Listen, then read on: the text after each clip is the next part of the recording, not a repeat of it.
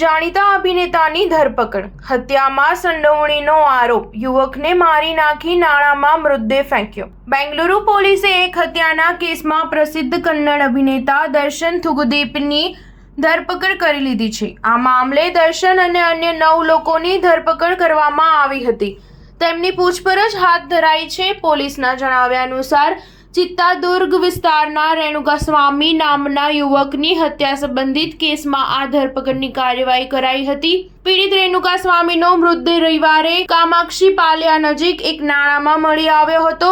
આ ઘટના ત્યારે સામે આવી જ્યારે અવરજવર કરતા લોકોએ શેરીના કૂતરાઓને નાળામાંથી એક મૃતદેહ ઢસેડતા જોયો। તેના પછી લોકોએ પોલીસને આ અંગે જાણકારી આપી હતી। પોલીસે જણાવ્યું કે એક આરોપીએ દર્શનનું નામ જણાવ્યું છે અને દર્શન પર આરોપ છે કે તે સતત આરોપીઓના સંપર્કમાં હતો। આ મામલે તપાસ દરમિયાન કથિત રૂપે ગિરિનગરના 3 લોકોએ હત્યા મામલે પોલીસ સામે આત્મસમર્પણ કર્યું હતું। ત્રણેયે દાવો કર્યો હતો કે આ હત્યા પૈસાની લેવડ દેવડ મામલે કરાઈ હતી। ક્રોસ ક્વેશ્ચનિંગમાં હત્યાનું સાચું કારણ સામે આવ્યું હતું। આરોપીઓએ દર્શનના કહેવા પર હત્યા કરી હતી। પીડિત પર આરોપ હતો કે તેણે અભિનેત્રી પવિત્રા ગોળાને તેના સોશિયલ મીડિયા એકાઉન્ટ પર અમુક અશ્લીલ મેસેજ મોકલ્યા હતા। પવિત્રા ગોળાને દર્શનની નજીકની મિત્ર માનવામાં આવે છે।